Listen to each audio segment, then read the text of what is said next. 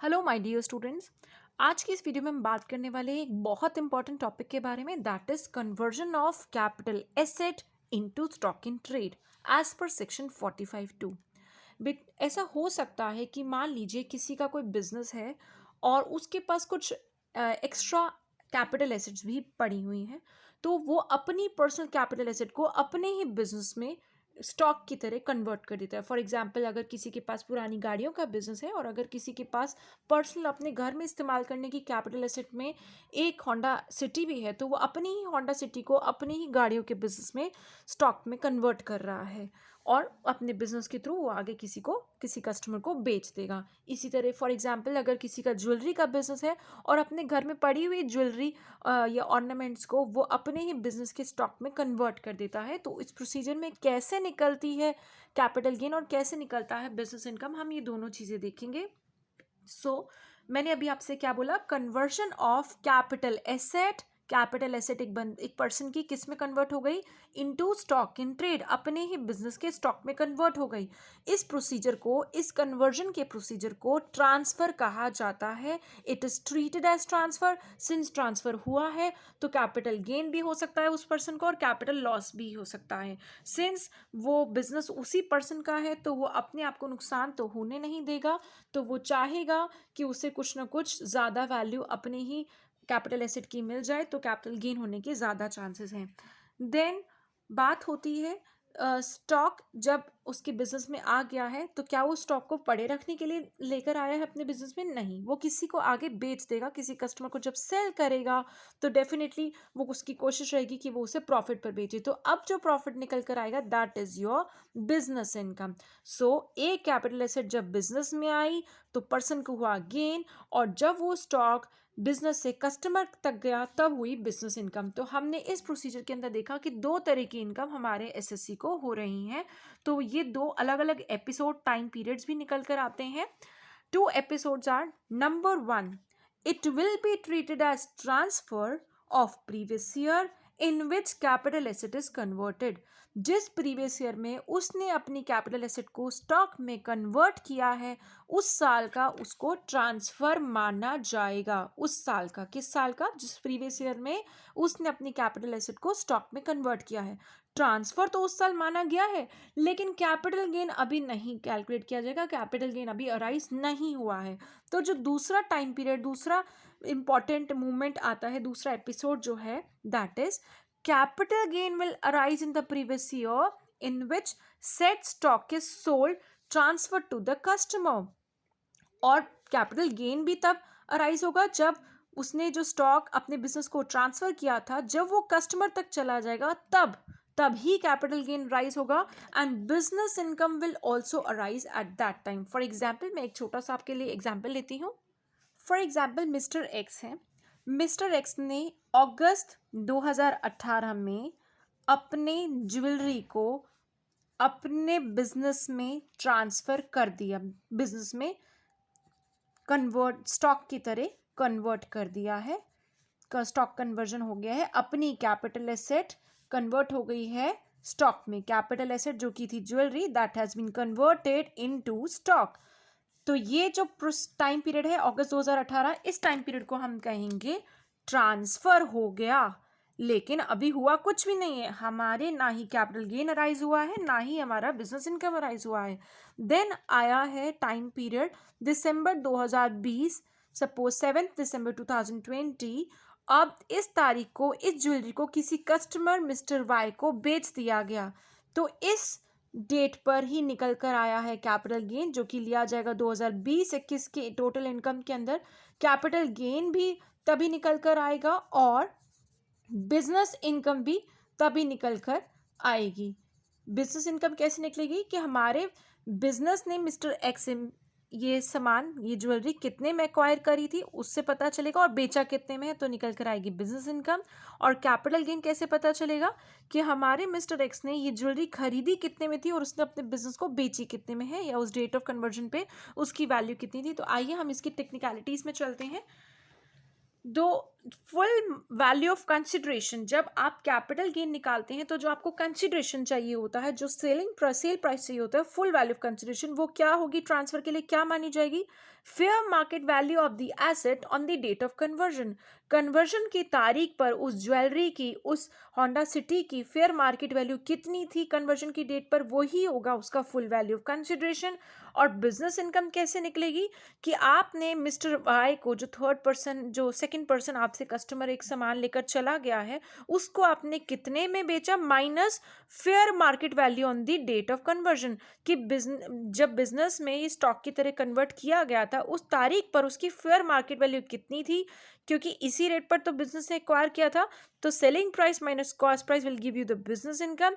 लेकिन जब हम बात करते हैं कैपिटल गेन की, तो full value of consideration minus the cost of acquisition minus the expenses on transfer will give you the capital gain, जिसका फॉर्मेट मैंने आपको कंप्यूटेशन की वीडियो में सिखाया है। तो आपको मेरी बात बहुत अच्छे से समझ आएगी जब हम इसके ऊपर क्वेश्चन करेंगे। लेकिन एक हम एक क्विक रिकैप कर लेते हैं। Conversion of capital asset into stock in trade के दो कंपोनेंट है। इस प्रोसीजर के अंदर कैपिटल गेन भी निकल कर आता है, बिजनेस इनकम भी निकल कर आती है। कैपिटल गेन कैसे निकलेगा? It will be fair market value on the date of conversion minus indexed cost of acquisition, कि आपने उसे कित index cost of acquisition, index cost of improvement, ये सब लेस करके आपका निकल कर आएगा कैपिटल गेन। लेकिन जब हम बात करते हैं इंडेक्सेशन की, it would be considered in relation to the year of conversion of capital asset into stock in trade. आपको इंडेक्सेशन करने के लिए आपको कन्वर्जन का पीरियड ध्यान में रखना है, ना कि उस सामान को थर्ड पर्सन को बेचने तक का पीरियड।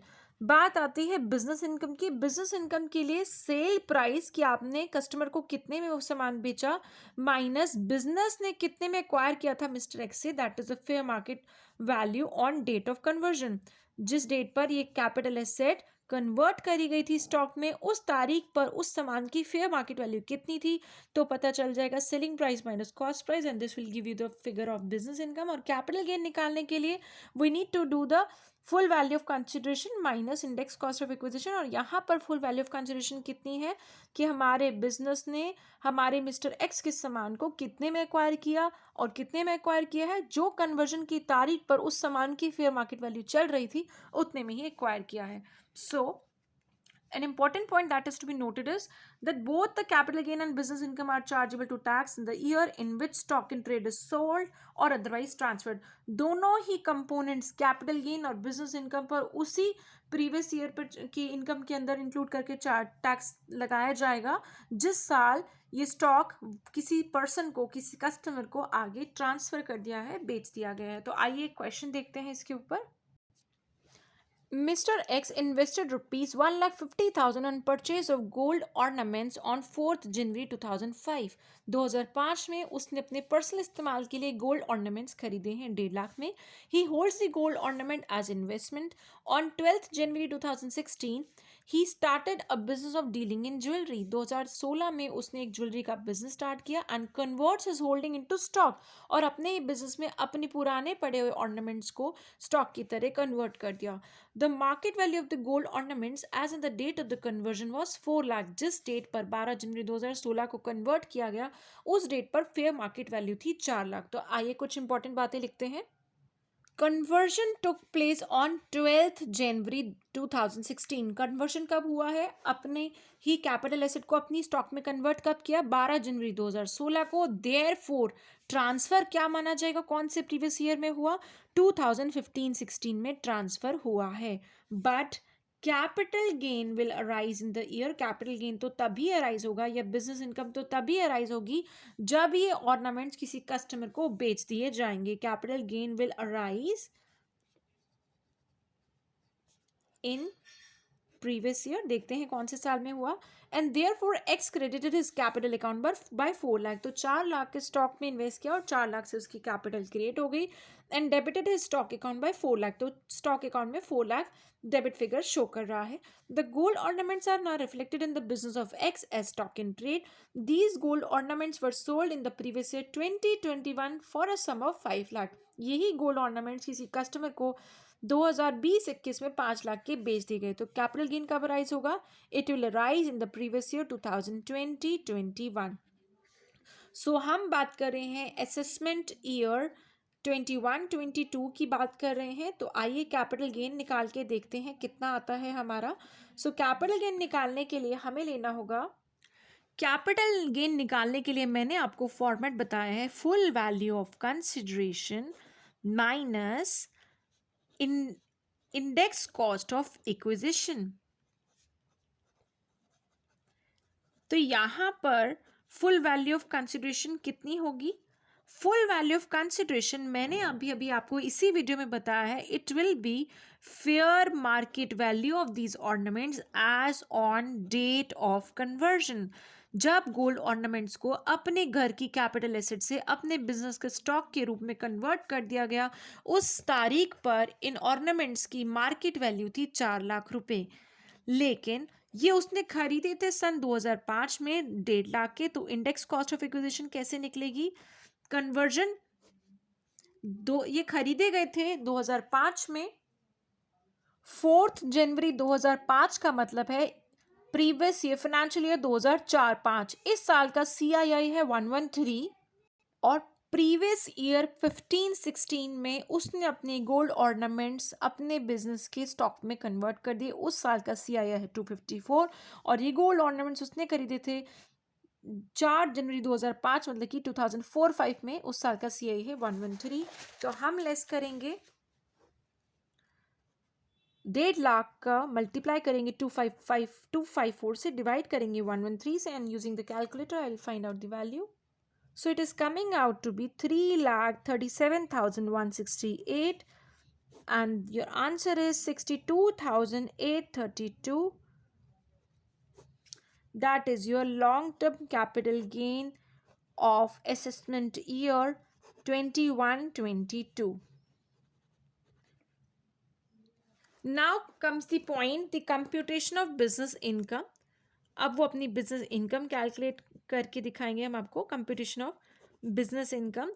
उसके बिजनेस ने ये ऑर्नामेंट्स अपने ही बिजनेस के मालिक से 4 लाख में एक्वायर करे थे और कस्टमर को बेचे हैं 5 लाख में। तो जब इन ज्वेलरी को बेचा गया है 5 लाख में, लेकिन खरीदा गया था 4 लाख में, तो खरीदने के लिए हम एग्जैक्टली परचेज नहीं लिखेंगे, हम लिखेंगे market value on date of conversion. On date of conversion was 4 lakh.